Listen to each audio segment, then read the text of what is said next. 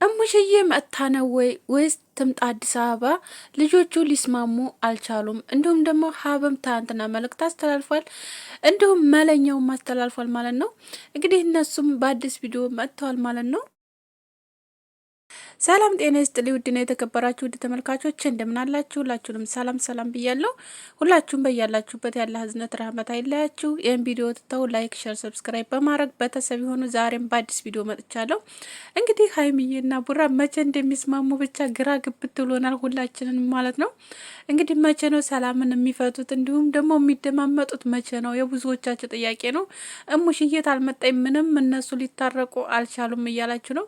እሙሽዬ ሁልጊዜ ከእነሱ ጋር መምጣት አለባት፣ ሁልጊዜ እነሱን ማስታረቅ አለባት፣ እነሱን ማስማማት አለባት፣ ወይም እነሱ ጋር አብራ መኖር አለባት እያላችሁ ነው። እንዲሁም ደግሞ ሀብም ትናንትና መልእክት አስተላልፏል። መለኛውም እንደዛው ማለት ነው። በሀይሚም በብሩኪም ጎን ሆነው ማለት ነው። እንግዲህ ትናንትና የተፈጠረው ነገር በነገራችን ላይ እኔ በቡሩኬ ነው ብዬም አላስብም። እኔ እንጃ በሀይሚዬም አላስብም። ብቻ አላቅም በምን እንደሆነ ግራ የሚገባው ነገር ነው። ምክንያቱም መሀከላቸው ራሳቸው ያስገቡት ወጥመድ መሰለኝ ነገሩን ኩላ እንደዚህ እያበላሸባቸው ያለው ማለት ነው። እንግዲህ ሀይሚዬ በጊዜው ያው እንደዛ ስላደረገላት ማለት ቤቷ አስገብቶ ያው ታማ ነበር። ቤቷ ስላስገባት ብቻ ነገሩን እያባባሰ መጥቷል። እንዲሁም ደግሞ ተብሩኬ ጋር እያወሩ መሰለኝ። ከብሩኬ ጋር እንግዲህ ብሩኬን ታውቁታላችሁ፣ ያልሆነ ነገሮች እየተነጋገሩ በዛ ምክንያት በልክ መሰለኝ ልጁም እንደዚህ የሆነው ጭራሽ ይሁን ብሎ ትናንትና አበባ ይዞ እቤቷ ድረስ መጣ። እንግዲህ ይሄ ወንድ ልጅ ነው እውነት። ብሩኬ አሁን ላይ ምንም አይፈረድበትም እውነት ወንድ ልጅ ነው። ስለዚህ ክብሩን እየነካው ነው ያለው። ስለዚህ ሚስቱ ወይም ፍቅረኛው ናት ለብሩኬ አይደል እንዴ? ስለዚህ ያው አልተጋቡም እንትን አላሉም እና ቀለበት አላሰሩም እና ያኔ ጓደኛው ናት ልትሉ አችሉም። ምክንያቱም ብዙ ነገር አሳልፈዋል፣ ብዙ መንገድ ሄደዋል፣ ቤተሰብ እስከ ማስተዋወቅ ድረስ ደርሰዋል አይደል? ስለዚህ አሁን ድረስ ያለው አብሯት እሱ ነው አይደል? ስለዚህ ሀይሚዬ እዛ ጋር ልጁን መገልመጥና ማስቀረትም ትችላለች፣ ከቤቷ መናገር ትችላለች። ሰድባም ይሁን ሰድባም ይሁን ምንም ብላ ከቤቷ ማስወገድ ትችላለች ማለት ነው። ዝም ብሎ ማለት እንዲሁ እንደፈለገ መግባት አይቻልም። አልኪድ አይደል? ፊት አልሰጣችሁት ካላናገራችሁት ሰው ቤት መቼም አይመጣም አይደል? ስለዚህ ሀይሚዬ ዝጋ አሁን ምክንያቱም በፊትም ነገሮችን እንደዚህ እየከረሩ እንዲመጡ ያረግሽው አንቺ ነሽ ብዬ ነው የማስበው። ምክንያቱም አንቺ ነሽ ብዬ ተደመድም ዝጋ መነጋገር በምችሉበት መንገድ ያን ነገር አለመነጋገር ወጥተሽ አንቺ በቃ ነገሮችን እንዳልሆነ ስላረግሻቸው በዛ ምክንያት ነው። ብሩኬን በዛው ምክንያት ነው። ላንቺ ማስረዳት አይጠበቅብኝም የሚለው 30 ጊዜ ነገሮችን ቀስ ብለሽ አስረድተሽ ቢሆን እዚህ ደረጃ ባልደረሳችሁ ነበረ። አሁንም ቢሆን ልጁን የምታስቀሪውም እንትን የምትዩ ነገር ብዙ ነገሮች ታይመጡ አንቺ ነሽ።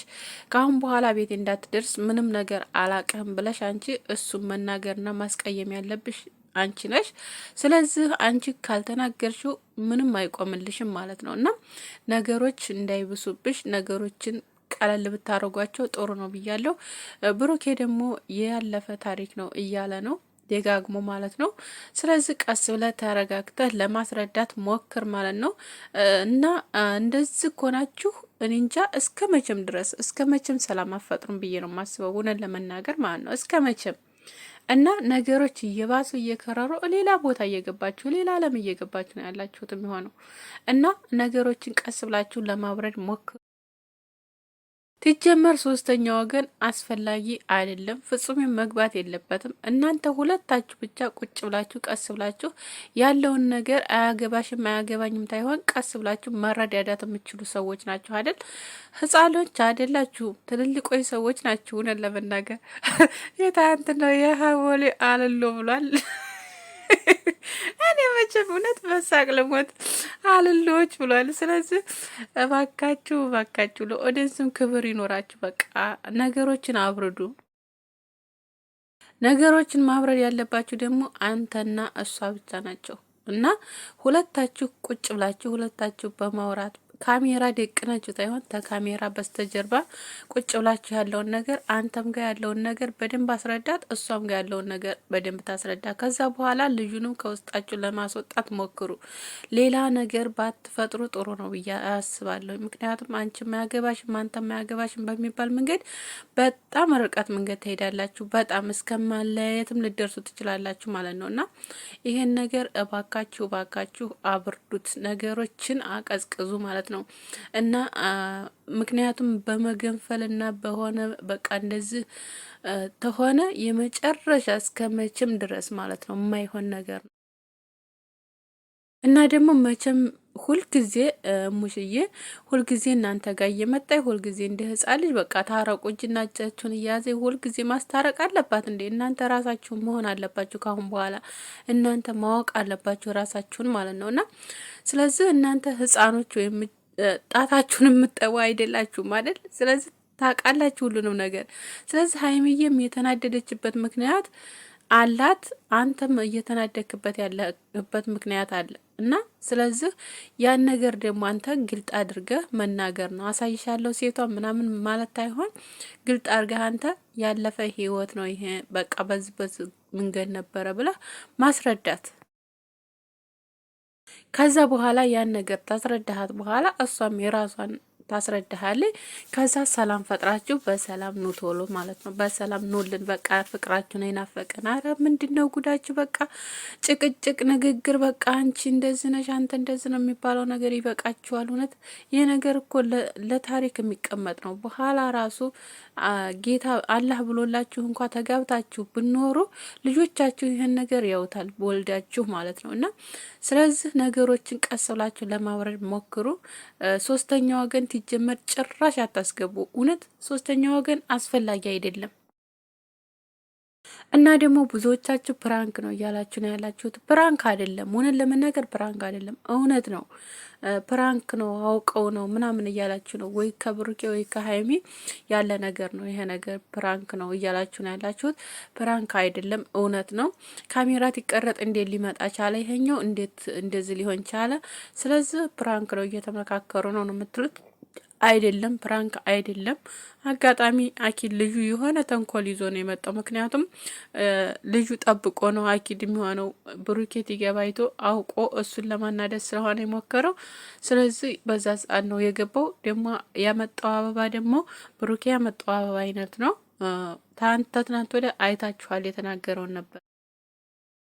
ከትናንት ወደ የተናገረው ንግግር ሰምታችሁታል ብዬ አስባለሁ። አበባ እኔ ያመጣላታለሁ አያስፈልግም ያንተ አበባ ብሎ ነበር ብሩኬ ማለት ነው። ስለዚህ ያን ነገር ይዞ እንግዲህ አምጣላት ብለኸኛል ነበሩ የአበባ ስለዚህ ይዤ ላመጥቻለሁ ምን ልሰራ መጣ ነው ጭራሽ ብሎ የሚጠይቀው ማለት ነው። ተፈራት ጋር ሆኖ ነው ደግሞ አይታችሁ ከሆነ ማለት ነው። ቀዘኑ ወደ ኋላ ወደ ሀይሚ ኋላ እየሄደ ማለት ነው። በፍጹምና በሀይሚ ኋላ እየሄደ ማለት ነው። ቢያገኘው ግን ይደቋቁሳል ብሩኬ በነገራችን ላይ ማለት ነው። እና ትናንትና በጣም አንደኛ ነገር አድንቀዋለሁ ብሩኬን። እውነት ለመናገር በጣም ታግሷል። እውነት በጣም ምክንያቱም ያ ወንድ እንግዲህ አስባችሁታል፣ አበባ ይዞ ጭራሽ ይገባል እንደናንተ የማያፈር እውነት ማፈሪያ የሌለው ምን ሊሰራ መጣለ እኮ ደግሞ ጭራሽ ጥያቄው ማለት ነው። እና በጣም ይገርማል እውነት ለመናገር ማለት ነው። የሆነ ሰው በቃ የሆነ ምክንያት ይፈጠርለት እዛ ውስጥ የሚገቡ ሰዎች እኔ እንጃ በጣም ነው የሚገርሙኝ ወላሂ። እና የሰውን ህይወት እንዴት አድርገን እናበላሸው እንዴት እናድርገው የሚሉ በጣም ብዙ ናቸው። እና አሁንም ቢሆን እናንተ ደግሞ መንገድ አትክፈቱ። መንገድ በከፈታችሁ ቁጥር መንገዱ እየሰፋ ነው እንጂ የሚሄደው እየጠበበ አይሄድም ማለት ነው። እና ወዳችኋለሁ።